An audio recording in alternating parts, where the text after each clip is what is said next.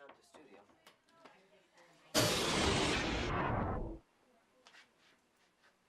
And the power went out. Fantastic. To the breaker box.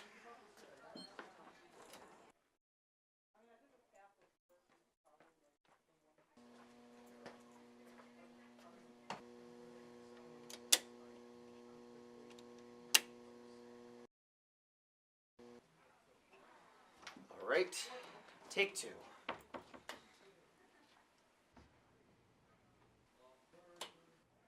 Oh.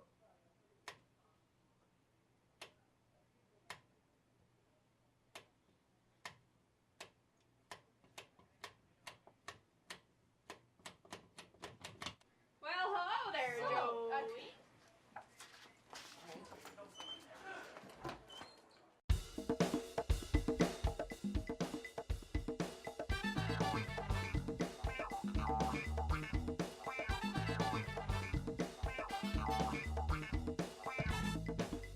Stop scrolling. Hello everybody, Happy New Year and welcome to Speak of the Devils. I'm your host, Jolie Atwood. This episode is art and animation themed, revolving around the creativity of design and how advertising and style are everywhere. We got a great show tonight. We have Shawsheen Tech's own Alison Ouellette with us here tonight. We've got a new Half-Baked with Maddie Shipka. For those that don't know, Half-Baked shows you how to make some super easy, creative, and delicious recipes. But first up, we got a new Nick's Picks with Nick Connolly, discussing the latest in film, television, and gaming. Let's listen in as Nick discusses Sony's new animated film, Spiderman Into the Spiderverse. Here's Nick's pick.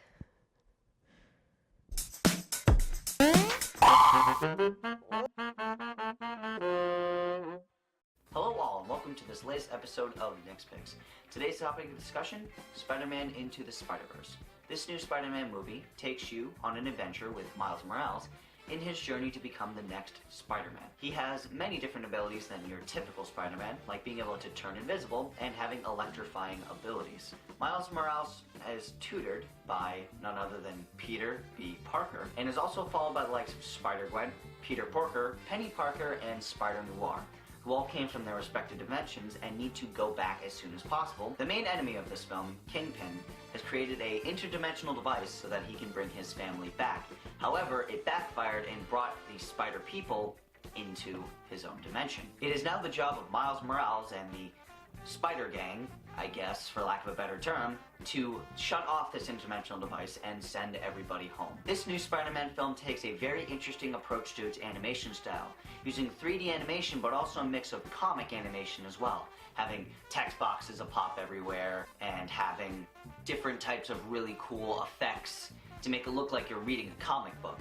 They even zoom out to comic-style panels every once in a while, and they tell the story of each Spider-Person in the form of a comic every time one is introduced. The film may look choppy, but that's just the animation style, giving it more of that comic book feel that they were aiming for. Some of the characters look a little different than others. Penny Parker looking more like she came from an anime, Spider-Noir looking like he came out of the movie of the 1930s, and Peter Porker looking more like he came from an animated TV show, and display those respectively. This movie is a very interesting and fun experience, an action-packed movie that I recommend that everybody goes to see. It's a very, very good movie, and it definitely deserves the Rotten Tomatoes score that it got. The soundtrack is actually really good, even if you're not a fan of the genre that they picked, and it's a very fun and wholesome adventure. I would have to give Spider-Man Into the Spider-Verse a 9.8 out of 10, which is Rotten Tomatoes give it a 98, so I figured I'd give it a 9.8 because I enjoyed it a lot. There are only some very small things that I didn't like. The end credits theme wasn't my favorite, but other than that, the movie was amazing. So I definitely recommend that you go and check out Spider-Man Into the Spider-Verse. Thank you guys for watching this latest installment of Nick Picks, and I will see you all in the next episode.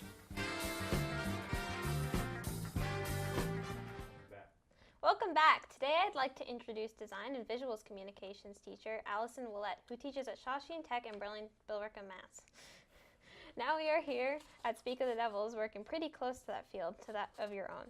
But we would love to hear more about you and how you design came into your life. How did you find out that you wanted to be a designer? Well, honestly, growing up, I didn't know that being a designer was a real thing or a real job, and I think most people get into the field like that.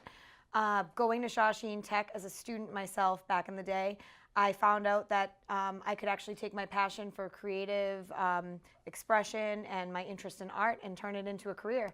So that's how I figured out that it was even a job. And who is your biggest inspiration for becoming a designer? Also, I found that person at Shawsheen Tech. He's actually now my coworker, but was my teacher once upon a time, Mr. Azevedo.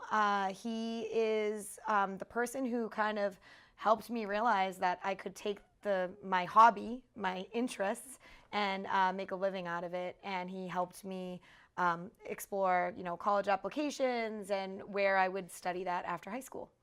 Interesting. And where did you go to college? I went to UMass Dartmouth. Okay. And how do you feel that the design industry has changed in recent years? It has changed very dramatically. We all have smartphones. We're all on the internet all the time. So we're in visual overload. So the need for really good design, thought out, creative solutions is even more important than it ever used to be, because we're inundated with a lot of visual garbage. So the role of a designer is more challenging, because you have to be that much more clever, that much more original, and that much more fresh with your ideas to really make a splash. Do you think it's harder for designers now to get work because they have to sort of be above and beyond than what might have been before? A little bit, because now that people have so much technology in their life, everybody can be a designer. Everybody can be an artist, which is a good thing, because the world is more interesting with more art and more contribution. But to make it as a professional, you just really have to dig deep within yourself to be original, because we all know we could go to Pinterest, we all know we could go to Google to find a million ideas for things that other people have already come up with. So how do you find that area where you can solve a problem in a creative way? It is more challenging, but I think it makes it more exciting. What would you say to people who aspire to become something in the design field? I think that it's so much fun to follow the career path, but it takes a lot of dedication and a lot of hard work and some failure. You won't always be the one with the best idea. You won't always have the best pieces. You won't always make your client happy. So you have to kind of have a thick skin and have that kind of personality that you can kind of go back for more. And instead of looking at any failures like failures, look at them as learning opportunities to grow and also to communicate with others around you, because one individual person can't solve all these problems. It includes research, communicating with others, people who have different experiences than you, to really become successful. Okay. Do you need to be good at drawing to be a good designer? This is the age-old question. I know some people will automatically feel, if I can't draw, there's no way I could be an artist, because drawing is kind of like the first thing that we do as artists from when we're kids. I believe that as long as you can draw to an ability where you can communicate your ideas, even if they're not, totally refined and amazing, it's giving you that first stepping stone, because we have technology, we have computer programs, and somebody might feel really confident on that platform. And as long as their drawing can communicate a general idea to a client or to other artists around them, I think it's enough to get their foot in the door. That's not saying that if you can't draw, if you can't draw, that you can't get better. I've never seen anybody who's told me I'm terrible at drawing get worse, right? It's practice, so you can take lessons. Drawing was never my strong point, so I knew it was my weakness, and I took extra drawing classes all the time. Whenever there was one available, I took one, because I didn't want my weakness to define me. How did you decide you wanted to teach others to be designers? I worked for about 7 years in the art industry. I worked as a director of marketing at a local shoe company in Andover, Massachusetts, Soft Shoe. And it was wonderful. It took me around the world. I got to do a lot of amazing things. But I wanted to contribute more to the field. I kind of felt like doing corporate design was limiting, and I wanted to get involved in education. And my relationship with my former teachers from Shawsheen Tech, they all encouraged me to go for my teaching license. So I started at Greater Lowell teaching design and visual, and then moved over to Shawsheen Tech.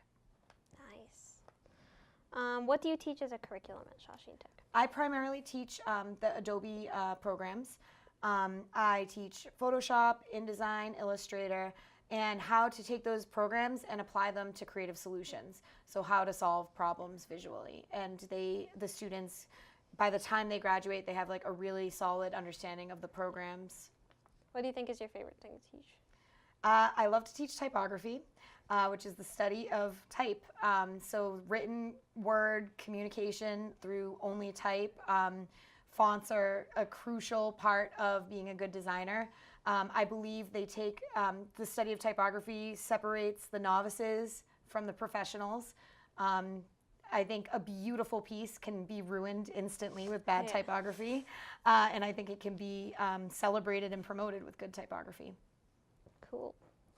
What kind of projects have you worked on in your design career? As a designer, I would do seasonal campaigns from the original concept of what our footwear was going to,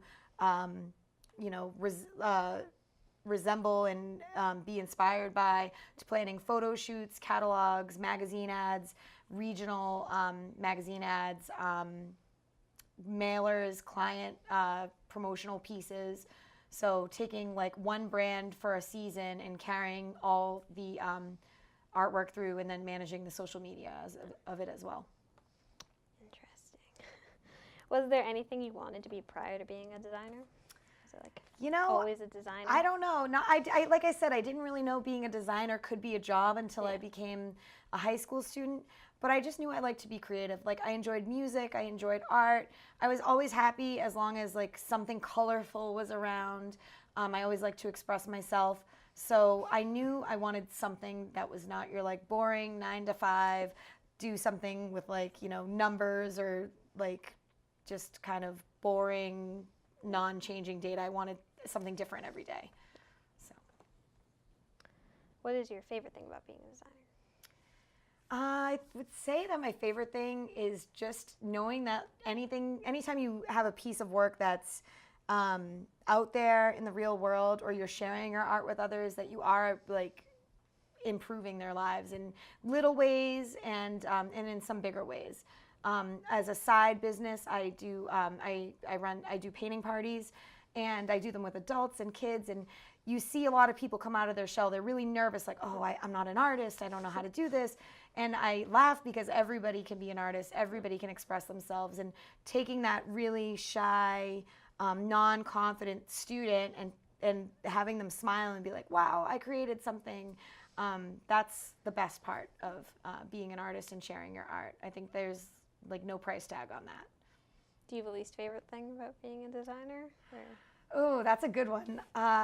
I think that people who don't understand our field might look at something and take it for granted. They see really good design, and because it's really good design, it just makes sense to them. So it was always there. So I think that there's some criticism that maybe it's not a real job, or that it's not something difficult, because we take it for granted because we enjoy it. Like we pick up an iPhone and it works and we're happy with it and it's intuitive, but that was hours and hours and years and multiple people all coming together.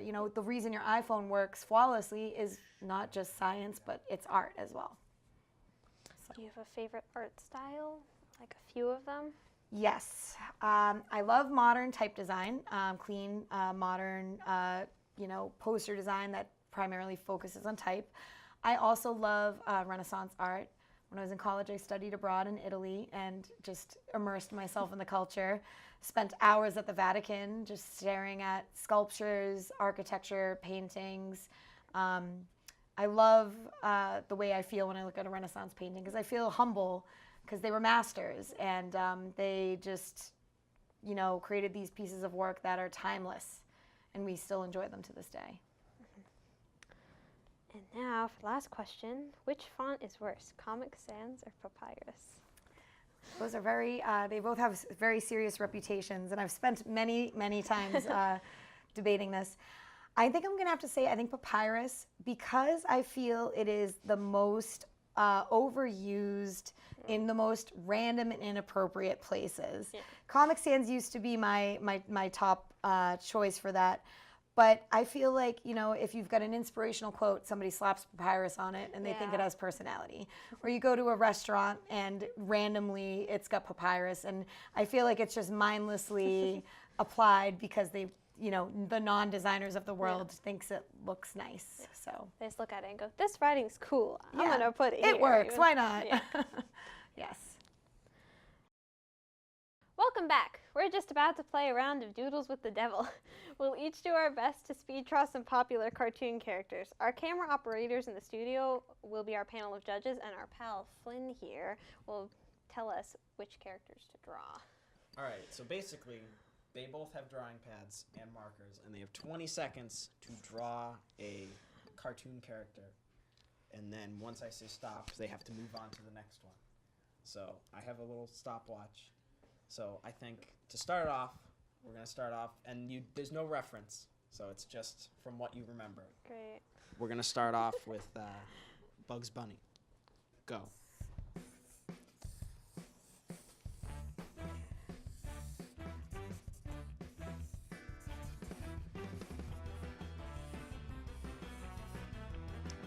Five seconds left.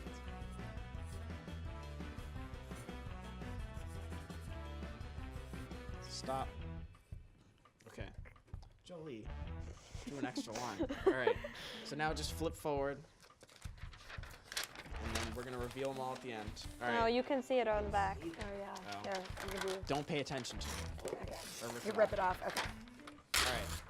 So the next character that we're going to do, to Bugs Bunny's friend, Daffy Duck. 3, 2, 1, go.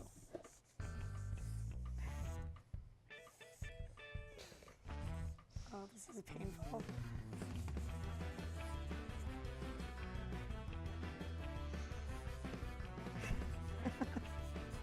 Five seconds left.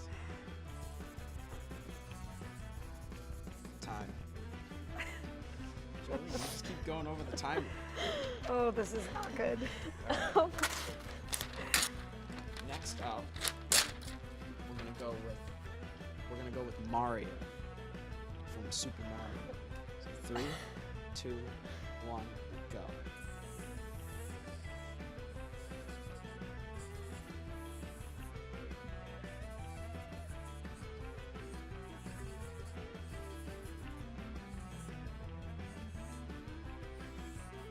Five seconds left.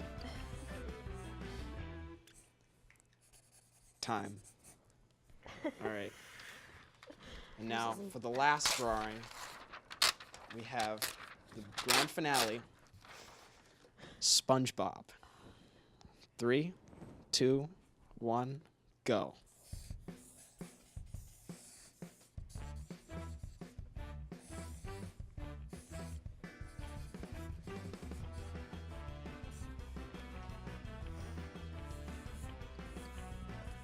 Five, 4, 3, 2, 1, time. All right. So much better. So now we're gonna start. Let's start with the beginning, and let's go over them. So we can flip these around. Oh, okay, we're flipping around. Yeah. So this is Bugs Bunny. So we're gonna flip it around. She So did there's much better Jolie's. job. This is What do we think? Thumbs up? 2 thumbs up. Well, who All right. wins? What? Who wins? They said thumbs up. It's a tie. It's a tie. Okay. Round 1's a tie. All right. Jeff. No, the real winners are us, because we get to see the drawings. All right, next up is Daffy Duck. terrible. Here we go. Not that great. What do you think? 2 thumbs down. All right. This is fabulous. What are you talking Both at 0 then. I couldn't visualize. I it know, in I my couldn't head. either. I was like, I could hear his voice, but And next up we got Mario. It's got an M. I couldn't finish his head. All right, what do we think? Who's the thumbs up or thumbs down for?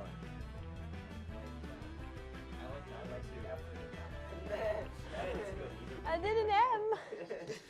The one on the left looks. Yeah, that's true. So who gets a point? Yeah. Okay. I think that was very You're generous. down 1, Jolie. All right, This and is to bad. round it off, SpongeBob. This is not good. 2 thumbs up.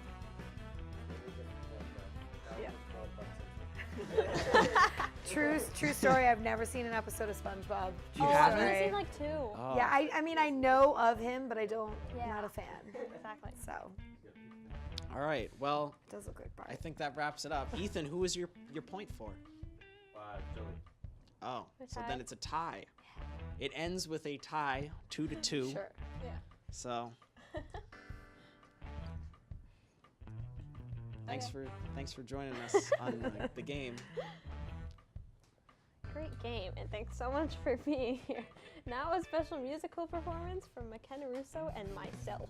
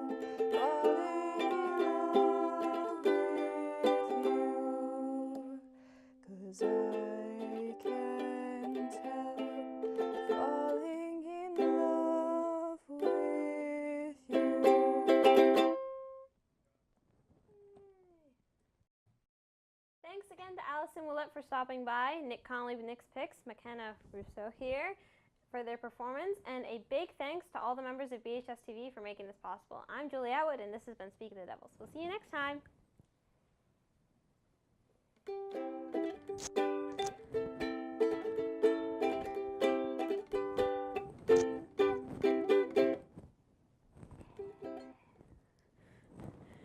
Jazzy!